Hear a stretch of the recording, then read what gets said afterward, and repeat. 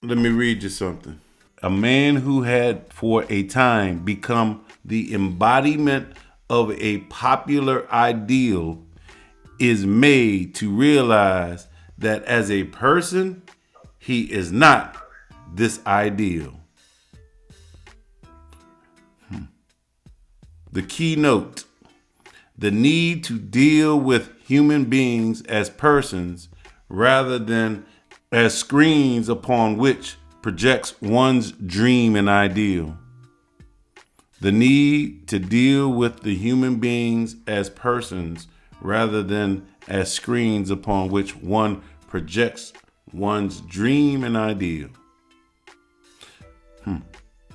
A man who had for a time become the embodiment of a popular ideal is made to realize that as a person, he is not this ideal.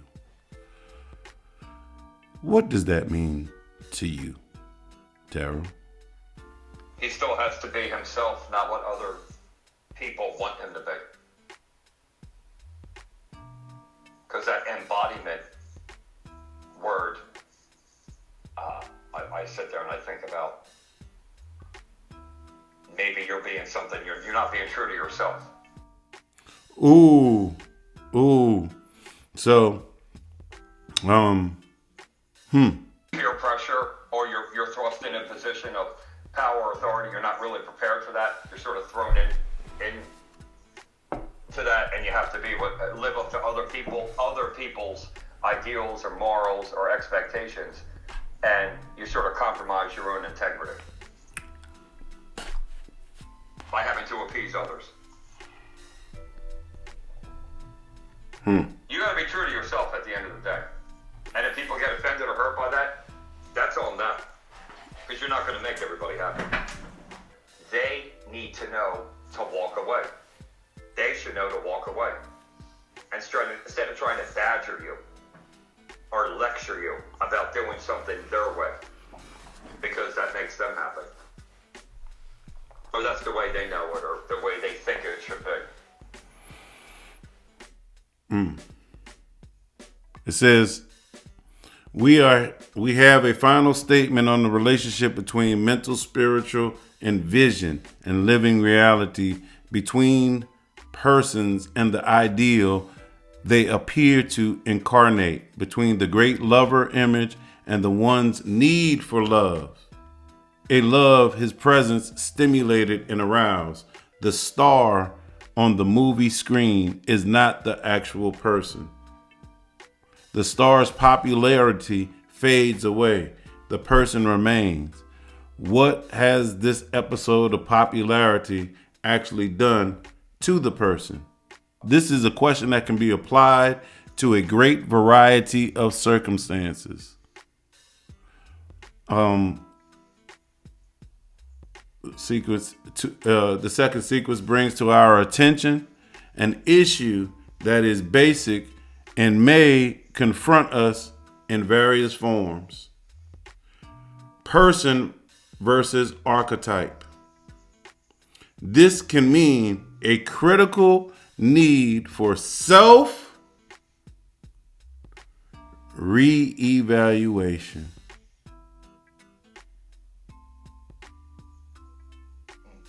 I find that interesting because of a word you use. And it starts with self. But it doesn't. The second word is not an R, it's an I. Introspection. No, that ain't the word I was thinking of you use. Well, I heard you use it to a couple of people. You told Walter. Oh, individuation. Yeah. Individuation.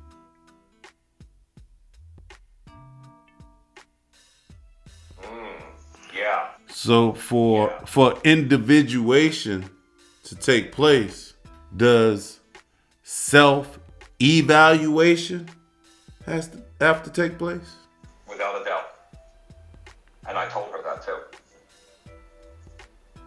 Yep. The thing that I'm speaking about right now, the thing that we are currently speaking about happens to be the Sabian symbol in which this new moon on Wednesday is about, in a way. That's going to be a Pisces moon, I think, on Wednesday. No, Aquarius. Oh, I mean, I'm sorry, Aquarius. A Pisces moon is going to be Thursday, Friday. Yeah, so this is a Aquarius moon at 9 degrees, 9 degrees Aquarius, new moon. Yeah, Aquarius on Wednesday, Thursday. And if you think about it, Aquarius is about uniqueness, detachment. Do you have to detach to be unique?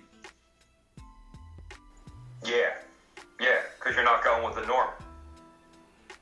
That way you remove any kind of pressure exerted from external forces to be some sort of way or go with the flow. Yeah, I think you do.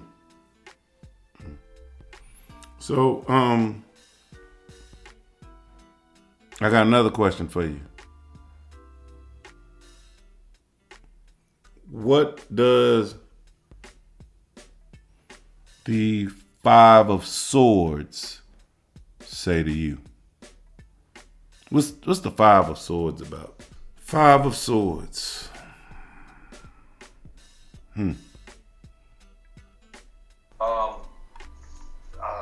Defeat comes to mind. Defeat. With the Five of Swords. Yeah.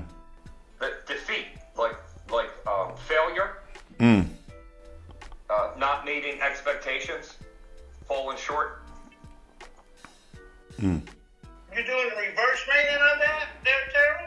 What's the Five of Swords? All right, so this is the Five of Swords. We got a guy with 3 swords in his hand. He got 2 swords. There's 2 swords on the ground.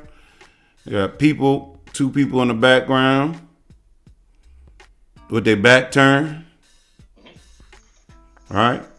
So with this being a swords is about air, and air has to do with communication. Why am I bringing up the Five of Swords? Because this new moon has something to do with the Five of Swords.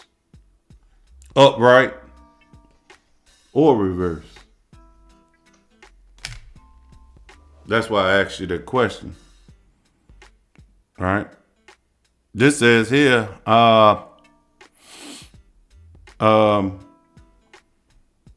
Five of Swords, lack of sensitivity, interested only in self.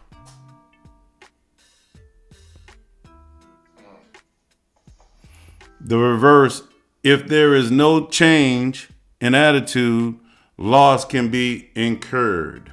How would you marry this Five of Swords here, Tarot, with what I read about self-reevaluation? Overcoming or conquering or defeating demons that plague you mentally or emotionally. Slaying, I look at those swords in there, slaying those demons. Could that be people in the past using air as swords to cut and slice and dice? Air is connected with communication, and air is connected to relationships as well. Yeah, and actually swords represents communication.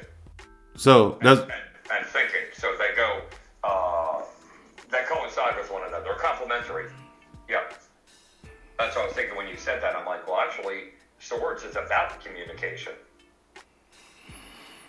And then with that air as well. So, but you're still doing that, internal, well, I'd say introspective analysis, but that individuation is self-reflection. A lot of times when we talk about doing shadow work, when people talk about that, and you spoke about that, going through your life, you're one of the few that I've heard, spoken to a couple thousand people, that have went through. How many people have really gone through their life? I've had Cass spoke about a few things, but you don't divulge on here. You know what I mean? Through your life, but to spend that time and go through all that. When you talk about that individuation, I go to that reflection and that self-analysis. And when that Five of Swords, when you're marrying that together, as you were saying, how do we marry that together with that embodiment that you were speaking about? Being embodiment of the actor on the stage. Yeah. See, that's a thespian, thespian, or an actor. When you get into acting and being actor or actress, you open. I know you're that actor, but the brilliance of things with theater and acting is you open yourself up to think outside of the box and open your mind up to maybe you're representing a time period, like if you were to represent MLK or Malcolm X or something, and portray that person, you would do all this research and analysis on him and things that he went to or was subjected with, or even B.B. King, stuff like that, being a blues player and how it was frowned upon with the music and everything and not being allowed in certain bars. And, there's so many, the beauty of it is that it opens up your mind to stop being so truncated, which is like compartmentalized in your little bubble. That's the nice of it. And you're that embodiment of that actor. But then to me, and I've watched a lot of interviews actually with actors, Denzel, who I really admire, Morgan Freeman, two on the top of my head, Robin Williams. There's some real iconic ones. And when you go back and you watch these interviews with these guys, they talk about, when they're getting done with that movie or that play. So a lot of those guys did theater and stuff too. But when they're done with that production, they take part of that actor and incorporate into themselves, because it's actually them portraying that individual. So they take characteristics that they've picked up on or learned, and they're able to incorporate that into their own life, which is, man, talk about self-evolvement. To me, that's phenomenal. To get a gift like that, and it's sort of detaching, like you said about detaching, with that individuation. Even though they were that actor, they were portraying that, it still opened up their mind to different ideas or perspectives that someone was subjected to, and then how to present themselves. And it really is a deeper understanding of yourself, in my opinion, at the end of the day. Yeah. It's a pretty deep question that you asked. Well, I was thinking about Heath Ledger, and they say how him stepping into the role of the Joker kind of sent him off the deep end. Unfortunately, died at the age of 27. Part of the 27 Club, the infamous 27 Club he's in. But yeah, why did they say that did? Wasn't there stuff with drugs and alcohol with him? Well, I know. They said some of these. I was just listening to a video. They were saying like these method actors that. Like period actors? Well, no, the people who like when they become the role, they just stay in that role until the movie's over with. Yes, they totally embrace it. Yeah, It goes outside of the movie set into their own life. Yes. Yeah, and sometimes you can get lost in that energy. Without a doubt. So true. Right. So, yeah. You know what else I find out? You know what else? Well, if we go to this, to build on that, I guess I should. What's Aquarius? What's Aquarius energy about? Because this new moon is in Aquarius. Right? So Aquarius is air. It's fixed air, stubborn air. Right? It's the middle of winter. Mm-hmm.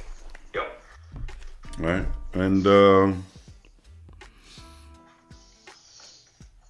Aquarius is original. All right. What's some Aquarius keywords? Because astrology is all about keywords, and a lot of this stuff is about keywords. But keywords is actually action, people doing shit. These keywords are attached to action. Well, there's a couple that come to mind with Aquarius. Which is? Innovative. Yep. Intellectual. Yeah, yep. Humanitarian. Wait, hold up. I want to stop right there because a lot of times when you see Aquarius and you read Aquarius stuff, you will see genius energy. Genius. Aquarius is the genius. The reason I'm stopping right there is because Aquarius can be the genius, but it's not given to you. Y'all got to work at that shit, Aquarius. So, what else you got? Hey, because Aquarius off the top, they automatically think they know. See, I know. Your little moniker. Exactly. That's why they saying, I know.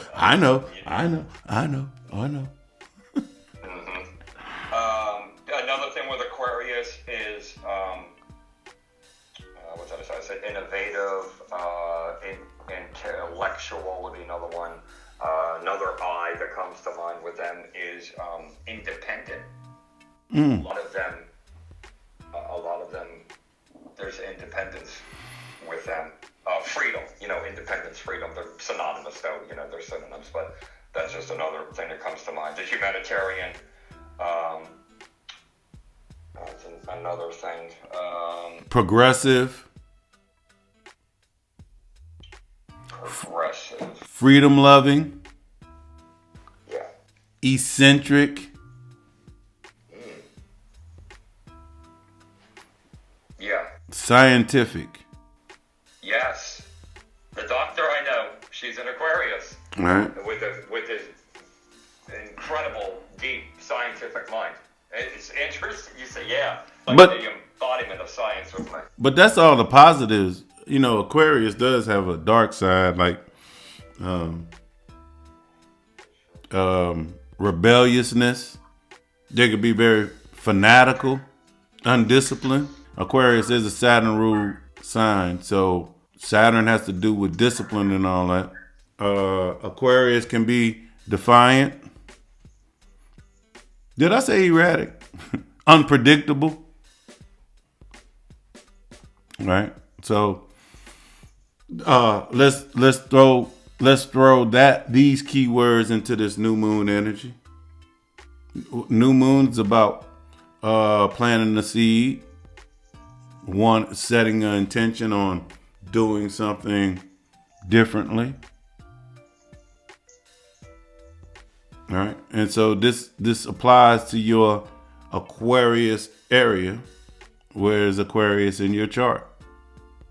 There's something else I find interesting about this new moon. The day before this new moon. The day before this new moon, Mercury has a conjunction with Pluto. Mercury, our thoughts, how we think and communicate, is meeting up with the planet of death and transformation, death and regeneration. So, any thoughts, Tara, on your mind meeting transformation the day before this new moon of self-reevaluation and all of that in Aquarius? Any thoughts? May it be an opportunity to produce thought into action. Ooh. Would that be the energy of letting your words match your actions? At a minimal, match about surpassing. Do you think people struggle with words matching action? They sure do.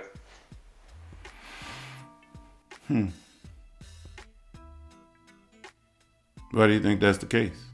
I refer to that as empty rhetoric with all talk, no action. People like to derive purpose through thought, but then they fail to execute on their plan and bring it to fruition. Live in the memory of it instead of the reality of it, with actualizing it. I find that interesting what you said, because if I circle back to the Sabian symbol, what was it talking about? Being the actor on the stage, taking on ideals.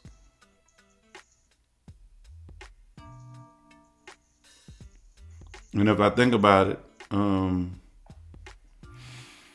how many roles are we handed at birth that we are expected to take on? And people try to hold us to these roles and these ideals.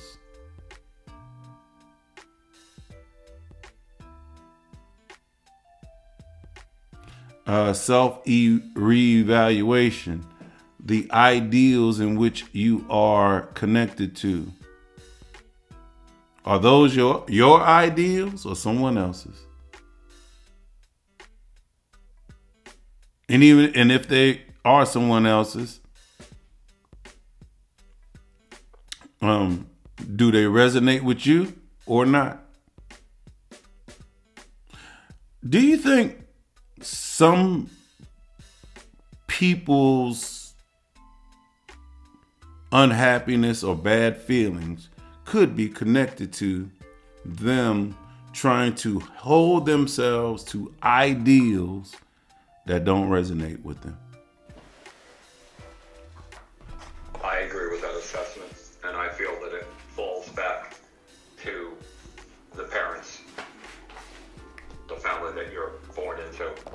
And a lot of parents try to live vicariously through their children with things that they didn't do or they feel should be done. Ooh. Now I brought it back to the full circle with the saving symbol. Now you just brought it back full circle to the Five of Swords. Is this the individual dealing with their parents and the ideals? Is there some swords or ideals that you were handed to that you need to put down? You know, maybe those two people in the background are the parents. Yeah, that's what I just said. Yeah, the two in the background are the parents with those swords being the ideals on the ground, and there you are being independent and standing firm. Ooh. With your own Ooh. individuation, not holding yourself to their ideals or expectations, but more setting your own path, carving your own path with those swords. Think of swords and cutting, as you said earlier, could be carving as well. Severing, there's another word. You're severing yourself from the ideals affiliated with the environment that you were born into or brought up in. Eventually you have to set out on your own. Eventually. Hopefully. Yeah, hopefully. Eventually. You set out on your own to be your own person. You know what you just said, I find interesting about this, and you said setting out on your own and all that, because the 9th degree falls in the bounds of Venus. And Venus is about what we love, what you love, what you value, what you think is beautiful, what you're attracted to and what you attract. Now, could you be attracting the wrong thing because of the Five of Swords being in reverse?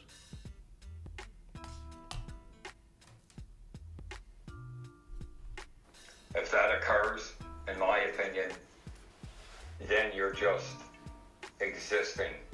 You're not living. Because this is in reverse. There's no change in attitude. Loss can be incurred. So would changing of attitude be walking away from ideals to and self reevaluation, so you can do what you say, self individuation. Individuation, huh? What is self individuation to you? Really comes down to self-awareness and truly understanding who you are and what you want, and not being beholden to other people's expectations or parameters that they want you to operate within. It's internal freedom. Internal freedom. Your mind can be a very dangerous weapon. And it can actually confine you.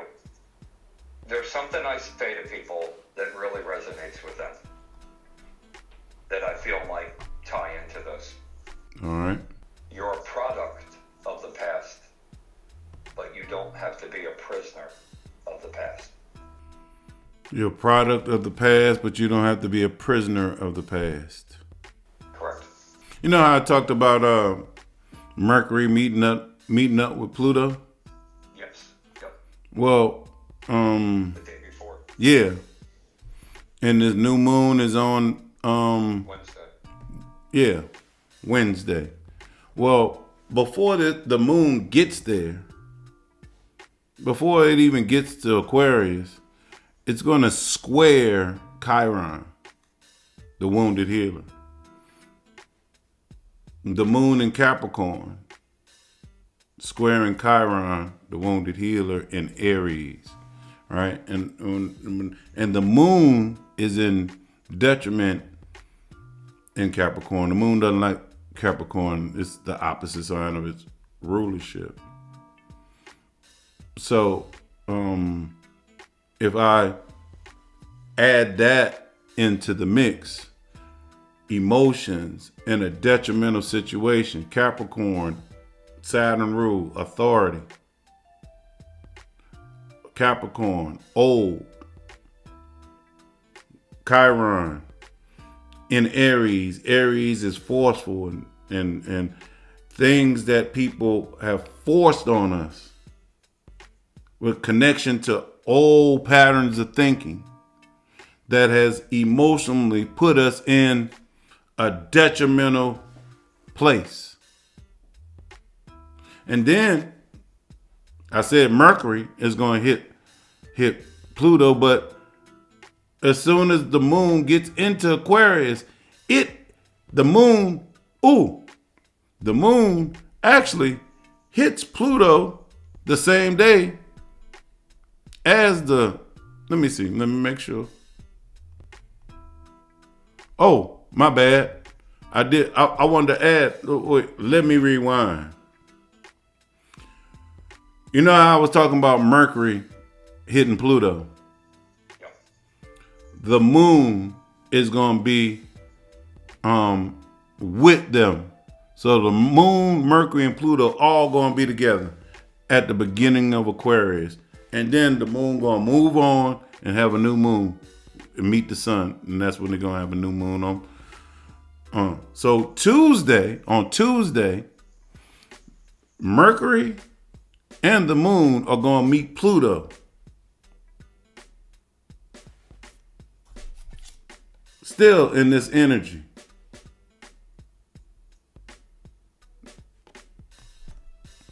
Emotions connected to information, Mercury, handed down from authority people.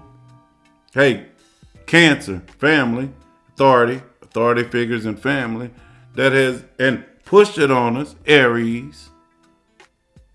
Mars is the ruler of Aries, is Mars, and Mars is retrograde in Cancer. And this Saban symbol spoke about reevaluation. Reevaluation of what? Where's the ruler? Mars is in Cancer. Family shit. Back to the family.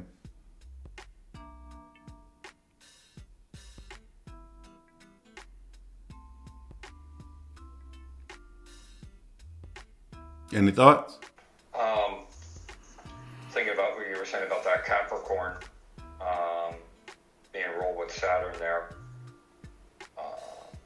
And that's represented in the tarot deck by that Devil card, which is actually that Devil card is like a release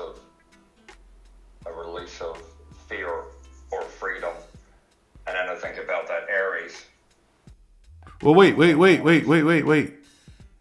Is Saturn different in the Devil and the star? No, the moon. Aquarius is the moon, right? Yeah, I think so, yeah.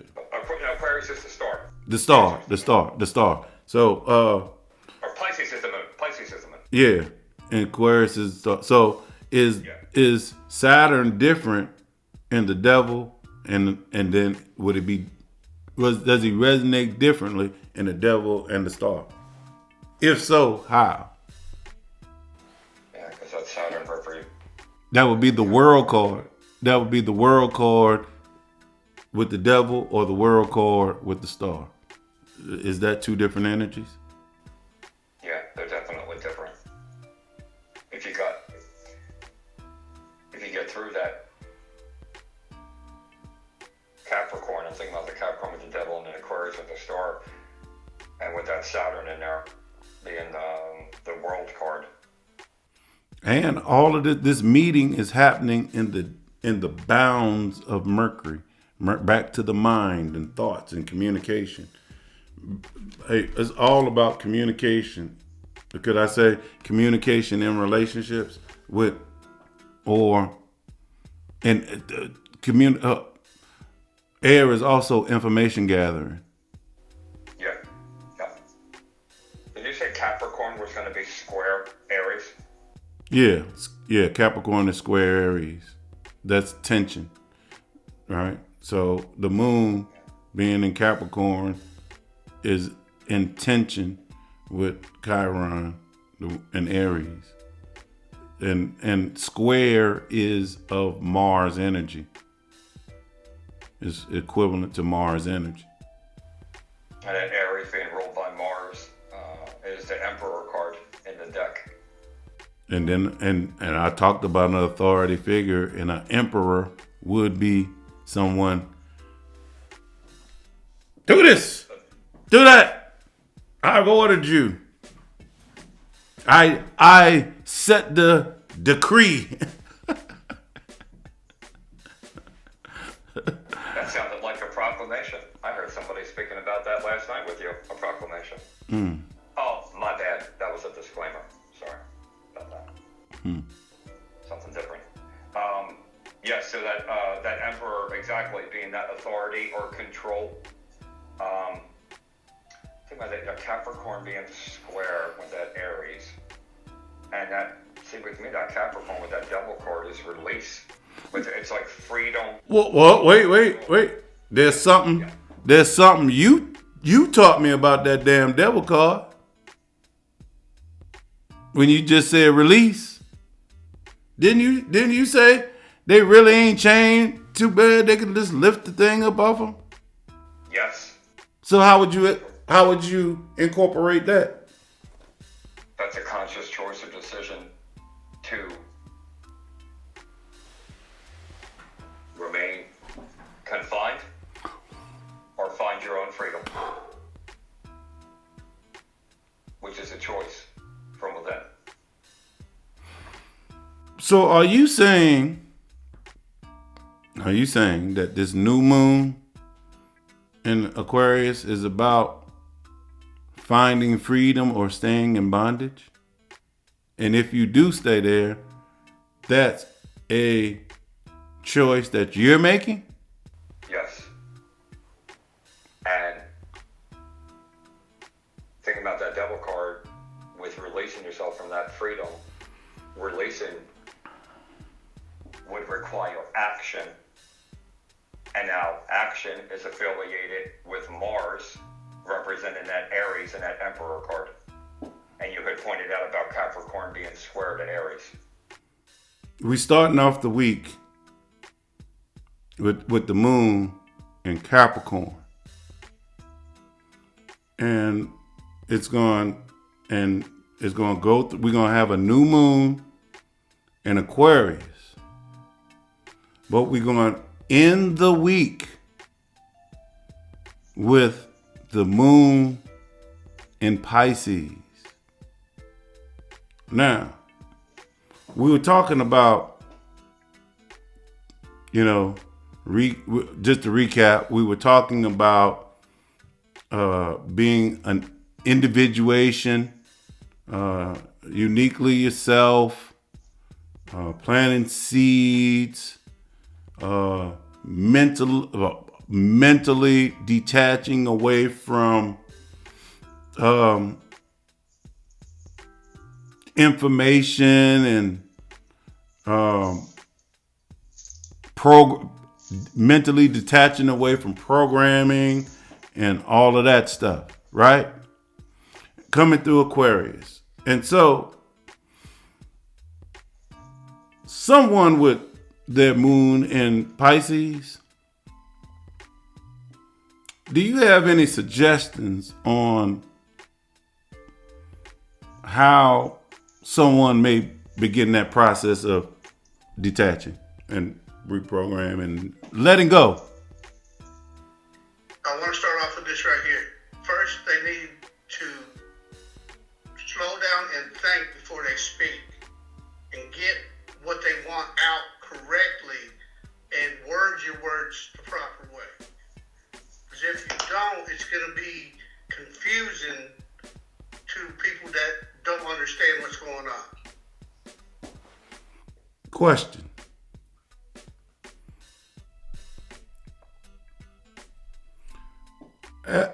If we're going to go through someone learning how to uniquely be themselves, we're going to go through someone learning how to embrace uniquely being themselves, and we're going to slide into Pisces energy, do you think that person needs to look in the mirror? Most definitely. They would have to definitely look into the mirror because that's you're self-reflecting as it is. This whole thing's about self-reflecting anyways. So yes, you would have to look in the mirror. You have to look at yourself and see what's going on with you first before you try to help somebody else. Any thoughts on what he said, Tara? I go back to thinking about self-awareness. Really knowing who you are. Which a lot of people don't. And it's pretty difficult to do that unbiased or objectively because it's about yourself. So it's subjectively and very biased because it's personalized. So you actually have to revert outside of yourself to analyze yourself. And that's easier said than done. Because you have to detach from emotion when you're reflecting and analyzing events that occurred because they may have been traumatic. So you can't allow yourself to become emotional or erratic in that analysis of what occurred as you're going through things in your life. There's one more aspect of this new moon I didn't speak about.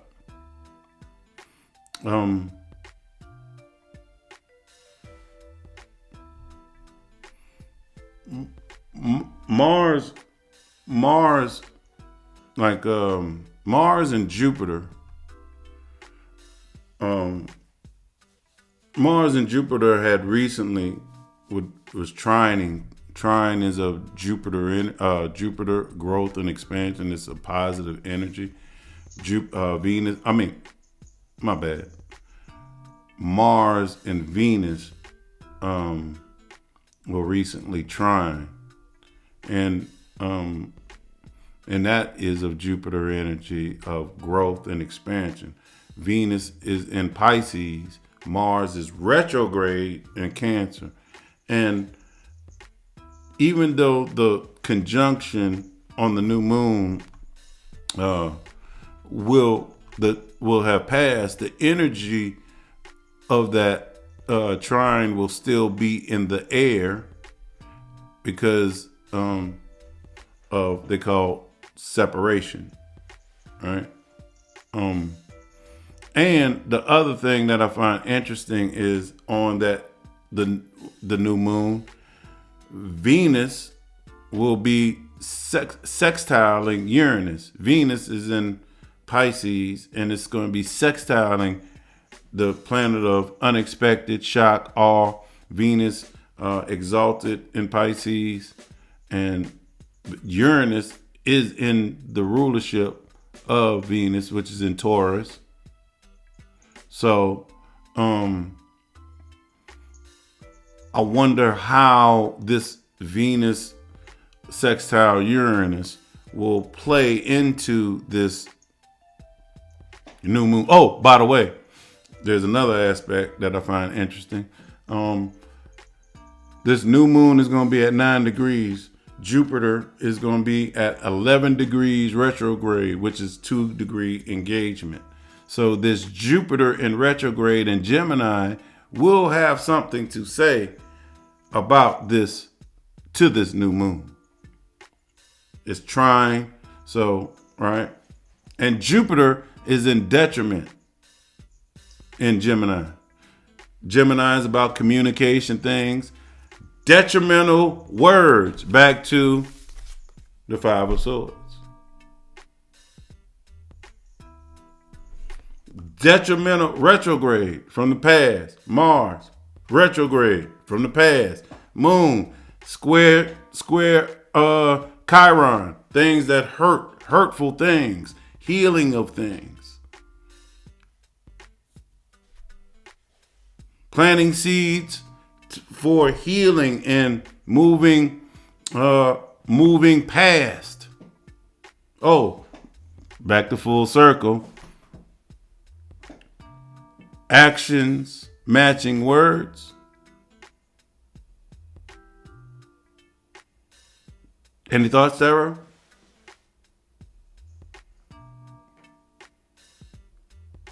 Any final thoughts about this new moon in Aquarius on Wednesday? You brought up Uranus and a word. There's a word affiliated with Uranus, which is innovative, which is also affiliated with Aquarius. So if you was advising someone to or helping them with a seed that they should be planting on Wednesday, what would you say? By the way, hopefully this seed will start flowering by the full moon in Aquarius, which will be sometime in July, August. I could give, as you think about that, I'll give y'all the exact. So we're looking at by August 9th. So this seed that you're planting, hopefully will start flowering and blossoming by August 9th. Happens to be Leo season. Some people say that's the best time of the year for things to blossom and flourish. Depending on who you ask. But it is the middle of the summer where things are growing and blossoming under the warmth of the sun. Yeah, it's a lot of greatness and excellence occurring in that time frame. So that's Someone once told me there's a bunch of Leos that are CEOs of companies. yeah. I've heard that same thing on my end from people as well. I think if I was speaking to someone, Wait a minute. Are your people talking to my people? by appointment only. That's all I'm gonna say. By appointment only. All right. So, seed intention? I think if I was speaking with someone about this week coming up here with planting seeds, I think I would reference a saying of sometimes, not all the time, sometimes, physical scars can heal, but emotional scars can last a lifetime. And I think I would say to the person or people, are you going to continue to bleed? Or do you want to continue to heal? And that's going to take action. I think about that Mars that you were talking about. Mm-hmm. And I think about that Jupiter, which I believe you said will be retrograde, but it will be 2 degrees engagement. Mm-hmm. Yep. So I think about that with growth or expansion with that Jupiter and with that Mars with taking action, and the Mercury with thinking about things, and then emotionally with the Moon with Cancer that you referenced. I'm listening to all the placements that you said. And about the Capricorn as well. You were talking about being square. I think about the freedom affiliated with the Capricorn, the Aries taking action, and the Cancer with emotion, and Jupiter with expansion. And I think about internally that individuation. I go back to introspective. As you said, Jupiter and expansion, could I add what is blocking expansion and growth? Because Jupiter's in detriment. There's something that could be prohibiting expansion and growth, which this seed needs to be planted to. And with that being said, I go back to what you referenced with Mercury. A lot of times, the being prohibited or an impediment is your own thoughts, your own mind can be your worst enemy and your biggest blockage with following through with something into fruition. And it's overcoming that fear. I go back to Capricorn, which is sort of a release of fear, with some of that freedom, which is affiliated with Aquarius, which is what we're talking about. We mentioned that earlier with being innovative and intelligent, but also independence was another word that I had said. So through analyzing with that Mercury, it's that mind, which is mental, which is thinking, and communication as well. And through that healing, you can overcome obstacles that might be prohibiting you from that growing, which I think about that Jupiter. I'm tying all this together, all these placements that you're saying. Yeah. Put it all together. And if you do that work, now go to Mars, with that Aries, thinking about the action, and spend time doing that, then possibly you could reap rewards 6-7 months out, around August 9th, would be a date of fruition or completion from some work that you're doing now, which would be difficult or painful, could invoke emotion. I go back to that Cancer with the Moon. Hey, going back and reevaluating things from the past can bring up hurt wounds from the past that you might have to rip the Band-Aid off of that to get to the other side. Some people want to heal. Some people are just okay bleeding.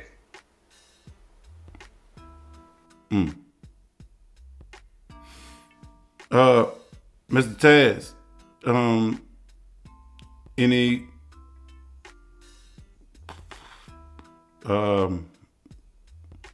as far as like setting intentions, any advice for this Wednesday new moon from someone with a Pisces moon, and it's going to end up, we're going to end up there?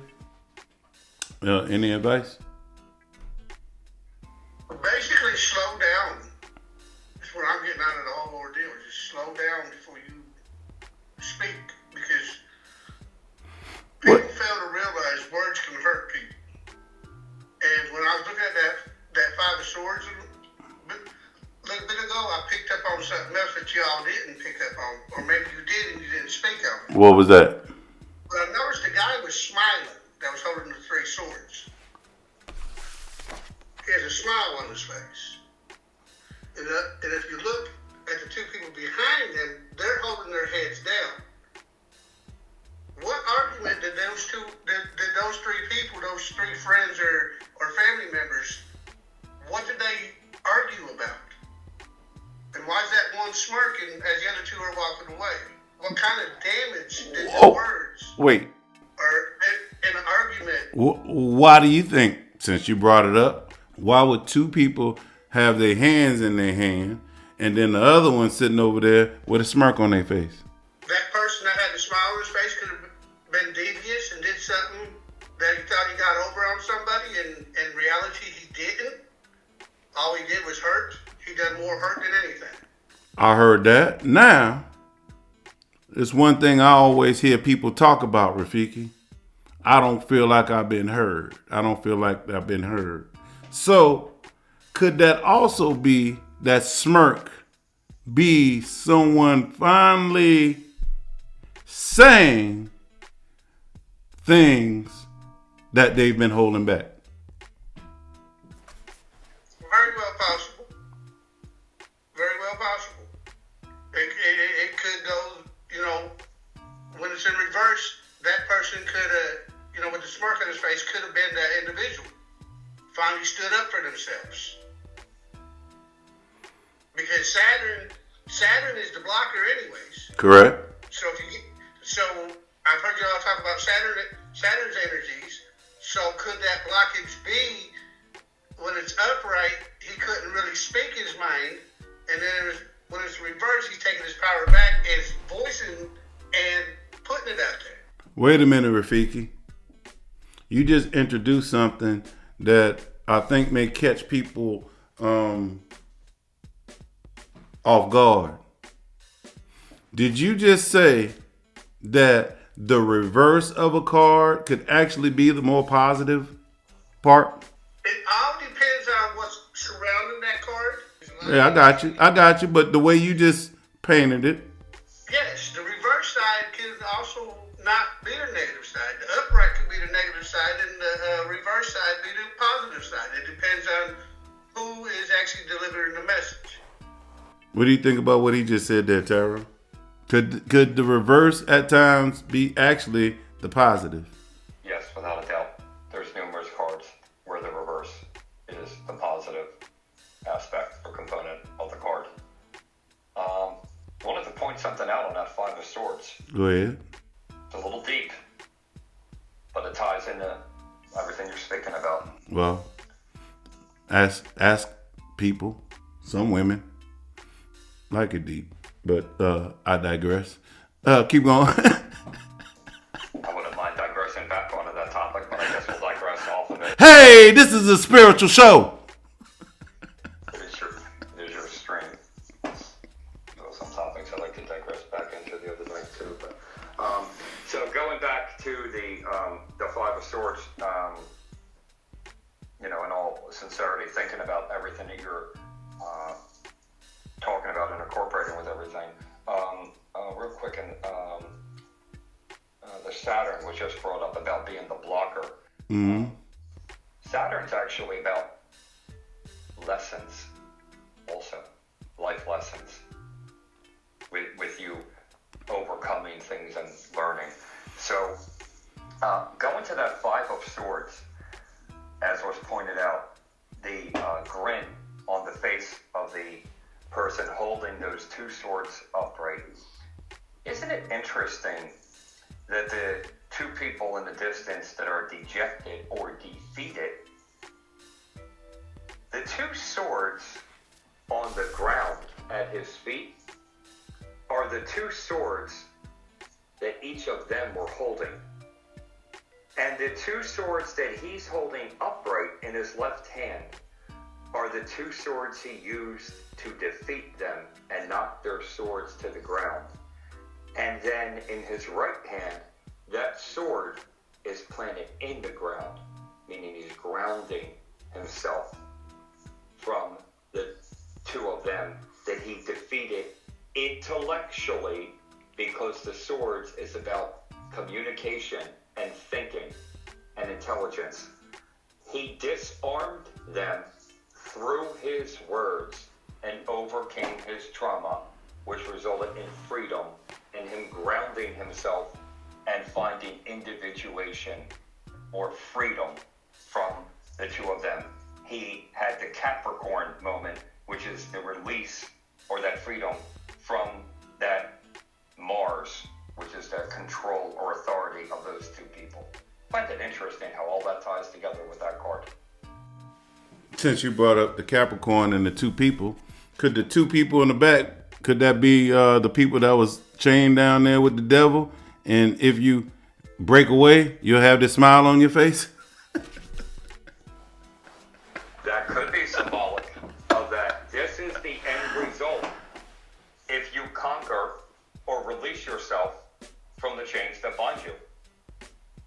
Those two people, and then being looked at head down, look at the disposition, the negative disposition, because they are defeated and they're departing away. And there he stands triumphant and victorious because he is experiencing that freedom. You know what Pisces energy is about? Escapism. And so how does someone escape bondage? How would someone escape bondage? I would have to say, where Terrell was talking about, do they want to bleed or do they want to heal? A lot of people are stuck in they just want to constantly bleed. But they fail to realize that they're bleeding, but they're bleeding onto other people. Is Pisces a healing energy? If one could push the Pisces energy aside for the escapism, they can learn how to do that, learn how to detach. Then it could be a healing. But if they're still if they're not wanting to heal, then no.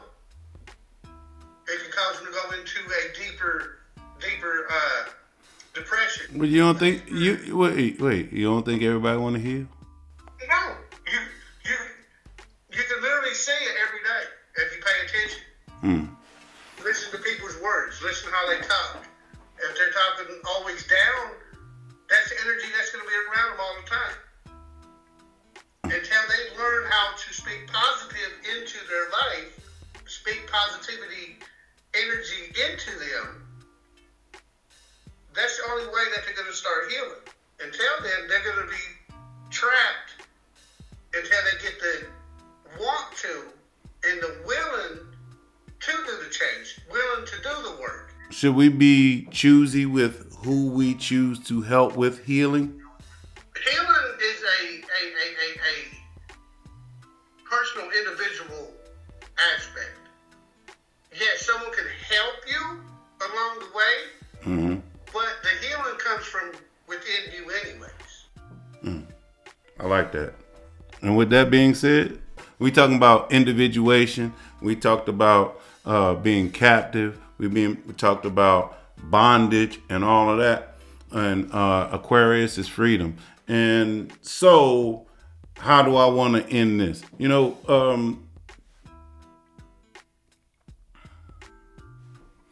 There's a question I always ask people. And the question is, do you think you could have been Harriet Tubman? Why do I ask that question? Because They say they once asked Harriet Tubman, how many slaves did you say rescue? And her response was, I don't know the number. It could have been a lot more if they only knew they were slaves. And if you step back and think about that comment, what does she mean by that? Hey, Harriet had to leave more people stuck in bondage and slavery than she actually helped and pull out. Why? Because even though I'm down here to help pull you to freedom, I'm not going to risk my freedom trying to explain to you the definition of freedom. If you don't know what freedom is it my job to get you to understand what freedom is before you'll be ready to take action and move and heal yourself? And so, what's more important to you? The people you love or your personal freedom?